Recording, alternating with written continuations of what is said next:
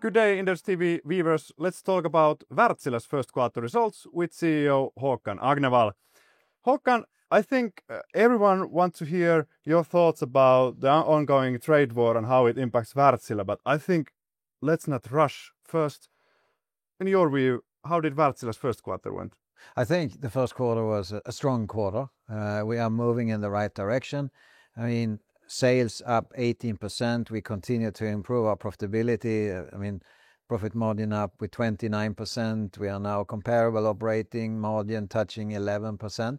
So we are on a good journey, continued good cash flow. The only, you could say, disappointment was the order intake on storage. Storage is a lumpy business. And we saw that last year. Q3 was very low. Q4 came back very strong. Now Q1 is weak. So, but if you look on the order intake for the rest of the group, it's actually up 11%. So I would say strong order intake. We also look at forward-looking statements, demand outlook. We give a demand outlook for 12 months, and we guide for better demand both in marine and energy. However, coming back to your initial comment, we do put a caveat there that, you know, the levels of uncertainty on tariffs, geopolitics, you know, the world's economy in general is very, very high. So it is pretty difficult to do forward-looking statements, but still we decided to guide for better because we still see strong underlying business. Understandable. If we look at a bit bigger picture, Wärtsilä has done a tremendous improvement in profitability, for example, in terms of EBITDA margin, and I think you're closing your, was it 12% target? So how much there is any more to improve? What are the last steps to achieve that target? So first of all, actually in the first quarter, we revised our financial target. So we had for a number of years now, we have had 12% operating margin and 5% annual organic growth for the whole group. Now, since we concluded a strategic review of our storage business, we also communicated new financial targets. So going forward, we will have kind of 3 reporting units. We will have marine, we will have energy, which is basically our power plant business and the associated life cycle business, and then we have energy storage, new build plus life cycle as a third one. And portfolio we also keep as a reporting unit. There we put the business unit that's going to be divested. But if we look at the new financial targets, I mean, one big step is actually for this marine and energy power plants combined. We now increase the operating margin targets to 14% and still 5% annual growth. So I would say that's a step forward. And then for energy storage, we said that low double-digit growth and an operating margin of 3 to 5%. So that's a new direction. Then on the group level, we also have a gearing target and also the dividend target. We should distribute more than half of our earnings, so to say. So that remains the same. But so what are the major drivers and how are we going to achieve it? And I would say if you look, service continues to be a very strong driver, both of profitability and of growth. And we have our strategic concept. We talked about it many times, moving up the service value ladder, so spare parts, agreements, retrofits, performance-based. That is playing out as a big driver. Second big driver is the operating margin of our marine new build business. And we do see it's picking up. We can see that also here. We highlighted it here that we do see better margin realization in the new build.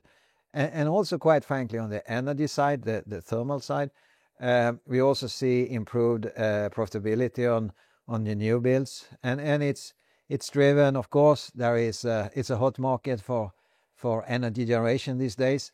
And also we see continuing our shift from EPC big turnkey contracts to more equipment-oriented type of contracts.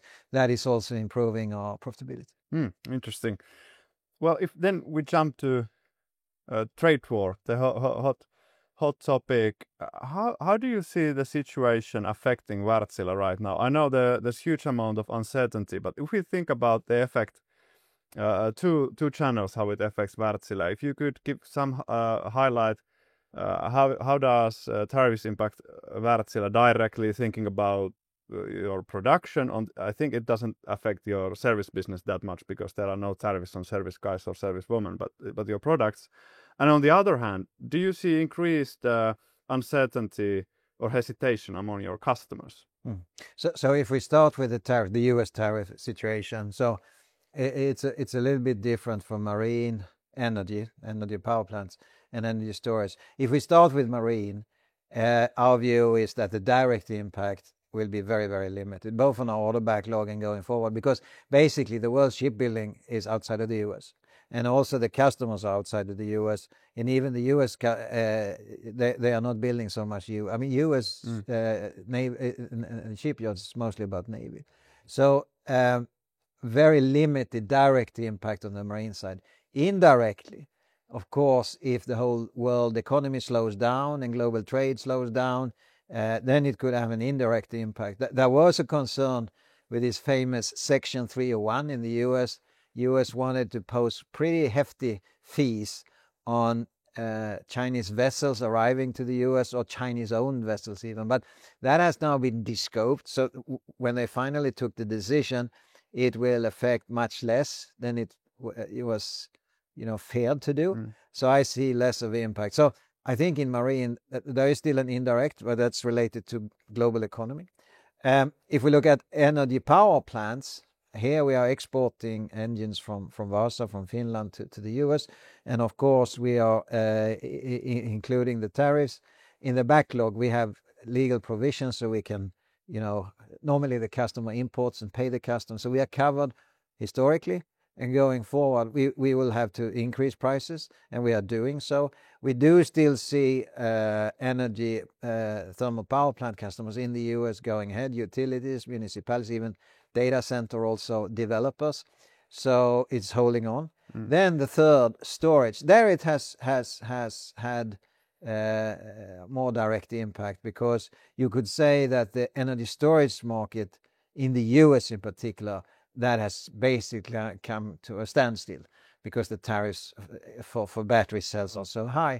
Now, our storage business does not, entirely depend on the US. I mean, we have Australia is a very strong market, UK, other markets in Europe, but there you could see a very concrete effect, and that standstill will probably continue for as long as this very large US tariffs versus China are in place. If we jump back to the energy storage business, earlier this year you decided to keep it on board, Wärtsilä, for now. But in the long run, how do you feel or see, how does this business fit Wärtsilä? Because it's a low margin, a very lumpy business, as you said in the beginning. So in the very long term, does it have a place inside Wärtsilä? Yeah. So basically, when that was the question we asked ourselves when we entered into the strategic review, and we spent 1.5 years trying to answer the question. And we said we enter the strategic review because it's a growing business, and it's growing fast, and there are ample growth opportunities. But as you point out, it's diluted to group margin. And in the framework of that study, we also looked at different ownership alternatives. So, from divesting the business completely all the way to keeping it, like we have now decided to keep it. And of course, during that 1.5 years, we had discussions with external partners on different ownership structures. At the end of the day, we conclude the best way to create shareholder value for Wärtsilä shareholders is to keep the business and develop it. It's still growing. I mean, okay, it's lumpy, but it's still fast growing. I think the other positive element is that it doesn't require a lot of cash to grow. It actually cash generative. So from that perspective, from a capital allocation perspective, it's not a drag on Wärtsilä, so to say. I was just about asking that usually people think too much maybe about margins, but of course return on capital matters a lot more. So on that terms, it's on the same level or enough for Wärtsilä? Well, I mean, we have said we're going to keep it, and it has the margin is clearly slim, but the capital turnover is decent. We are not going into the details of the capital turnover for the different businesses, but and we decided to keep the business and develop it now. Then lastly, on the regulatory front, just before I came here, I saw on the news that IMO had agreed on new framework about pricing emissions. Yeah. So, in your view, how does that affect Wärtsilän? How do you read those news? So actually, this is big news in the marine industry. So this MEPC 83, this is in the Environmental Committee of IMO, they now vote. It's the first time in history of the industry they actually vote, because normally you try to have a consensus, but now US stepped out and there were other countries that were not in favor of what was decided. So it was decided to have a vote, first time, and the proposal was passed. The final decision is for October, so it needs to pass with a 2/3 of vote. I think it passed now with like 80%, 79-80%. So I think the likelihood is there that it will be passed. And it's the world's first. It's the first time we will have a global framework with carbon fees, so fees for carbon emission. And some parties have argued that it's, that the fees are too low, and that it will not do enough, so to say, for the transition. However, I would argue, if we take a step back, this is a major step forward for the world, actually. Well, let's see where the US comes in. But to agree on these things, and this will clearly support Wärtsilä's strategy, which is focused on decarbonization, as you know. And one thing we should acknowledge, this is a transition. It would take decades. I mean, we have this saying in Wärtsilä, green is not black or white. There are no single simple solutions. And there are fuels, there are hybrid solutions, there are carbon capture, etc. For the new fuels, the fuel is not available today in sufficient amount of quantity, so to say. But when we talk to our customers, they say, if I buy or invest in a new vessel now, it's going to operate for 25, 30 years. So I need to now, how do I do to de-risk my investment? How do I do to create fuel flexibility? And that is why we already now, we sell methanol-ready engines, ammonia-ready engines, etc., etc. So even though the fuel is not readily available, so to say, people are still starting to invest in the technologies. And the latest MEPC move is definitely supporting that. Now, if I see something from our perspective negative on MEPC and the proposal, is that it would take a little bit longer to get a formulated view on carbon capture. We are one of the pioneers in carbon capture, but in the latest proposal from MEPC, there is the next milestone is to have a report in the spring of 2026, and we would like to go faster. So that you could say it will slow down. We are moving ahead with our launch and piloting, but the market breakthrough for that will probably take some time. Thanks, Håkan, for interesting discussion. Thanks for having me here. Yeah, thanks a lot. It's a pleasure.